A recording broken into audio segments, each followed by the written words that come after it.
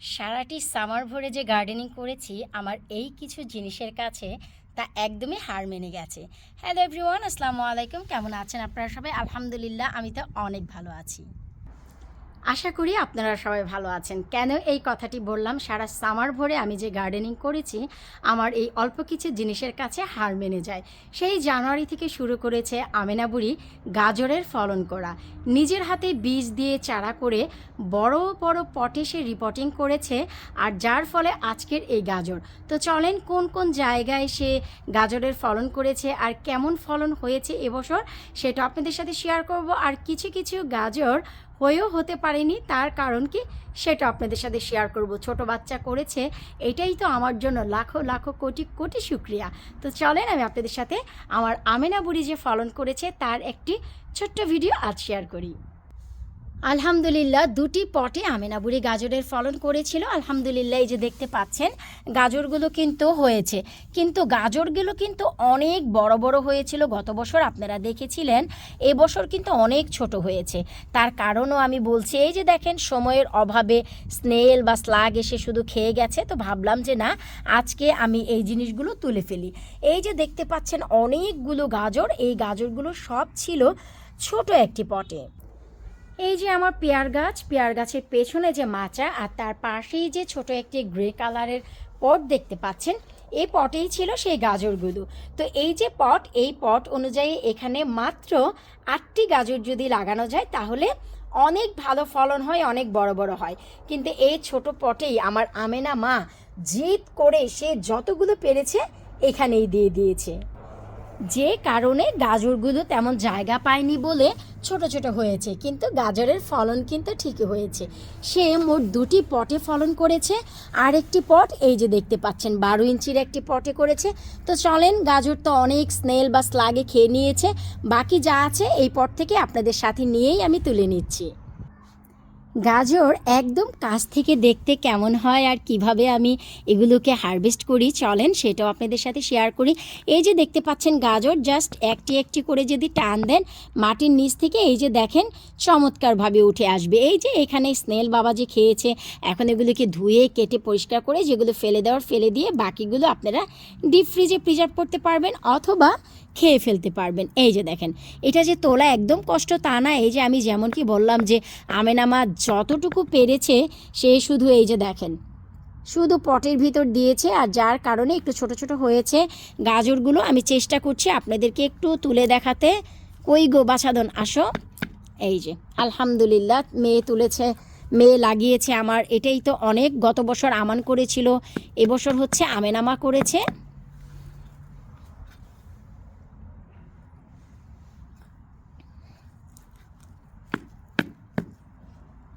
আলহামদুলিল্লাহ, রিজিকের মালিক আল্লাহ। আল্লাহ পাক দিলে কি না হয়। যেভাবে মূলার ফলন করি সেভাবে দেখেন গাজরেরও ফলন করেছি। আমার ভাই অত শখ না গাজর টাজরের, তাই আমি এত যত্নও দেইনি। এই যে শেষের দিকে এসে আসলে এগুলি স্নেল আর স্লাগ খেয়েছে। একদম সেপ্টেম্বর পর্যন্ত ভালোই ছিল। অক্টোবরে এসে আসলে আমি দেখলাম এই কাজগুলো হয়েছে। অক্টোবরে প্রচুর বৃষ্টি হলো, যে কারণে স্নেল আর স্লাগে সেপ্টেম্বরের শেষে থেকে প্রচুর বৃষ্টি বাতাস, তাই স্নেল আর স্লাগে যে দেখেন খেয়ে নিয়েছে। আলহামদুলিল্লাহ, এই তো সবগুলো গাজর আমি তুলে নিয়েছি। এখানে কিন্তু ভাই 2 কেজির ওপরে গাজর হয়েছে। আলহামদুলিল্লাহ, ছোট হোক বা যাই হোক সেটা কোনো ব্যাপার না। আমার মেয়ে একটি পটে অনেকগুলো করে লাগিয়েছে, তাই আসলে জায়গার অভাবে ছোট ছোট হয়েছে। এই যে আমার আমেনা বুড়ি আমাকে হেল্প করতে এসেছে, আমার আন্নি পাগলনি জিমা। ও, এটা কে ইট করে হোল করেছে? মাগো, এটা স্নেল আছে না, স্নেল আর স্লাগে খেয়ে নিয়েছে মা অনেকগুলো। এই যে দেখো, এই যে মা বেছে বেছে ফেলে দিব। এই যে আম্মু দেখো স্নেল আর স্লাগে এসে এসে দেখো খেয়ে ফেলেছে। I don't like slug and snail. It hate me. তাই? Yes. Why? Because Daddy always want to eat snail and slug. Really? Yes. Daddy eat করে না want to eat? Daddy want to eat. ও, daddy খায় না কিন্তু daddy খেতে চায়, তাই না? ডেডি তো একটা তো এই হচ্ছে দেখেন রে ভাই আল্লাহ পাক আমাদের দিয়েছে আমার আমেনা বুড়ির উসিলায়। আমি তো অনেক খুশি যে আমার মা পাখি লাগিয়েছে, এই বছর আমার আমিনা দুজন মিলে লাগাবে ইনশাল্লাহ। এই যে দেখেন কত রকম ডিজাইন যে হয়েছে। Look a little baby. হ্যাঁ, লিটল বেবি। এটা কি মা? এটা কি, এটা কি তোমার হাতে আম্মু? এটার নাম কি মা? He's just carrot. Carrot. Okay. There's a little baby. এই মা, এটা হচ্ছে গাজর। Yes. বলো এটা গাজর। Gajor. গাজর বলো, গাজর। Mommy, that's gajor. গাজো, এটা গাজো, গাজো। তো এই হচ্ছে আমাদের আজকের গাজরের হারভেস্টিং। একা একাই করে ফেলতাম, ভাবলাম যে এই ছোট্ট ভিডিওটি মন তো কেড়েছে আমার, আপনাদের সাথেও শেয়ার করি।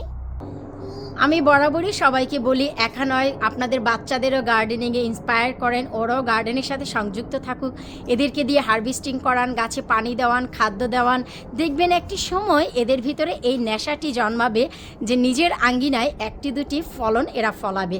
লাউ কুমড়ো না ফলাক, আমার মেয়ে গাজর ফলিয়েছে, এতেই তো আমি অনেক খুশি। আশা রাখবো আপনাদেরও ভালো লেগেছে। ভিডিওটি কার কেমন লাগলো ভিডিওর নিচে কমেন্ট করতে একেবারেই ভুলবেন না।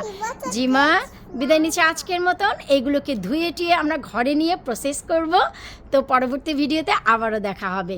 গার্ডেনে অলরেডি গার্ডেনিং শুরু হয়েছে, সেটা কি আপনাদের সাথে অবশ্যই শেয়ার করব যে এই অক্টোবর মাসে আমি আবার কিসের গার্ডেনিং করলাম। আল্লাহ হাফিজ।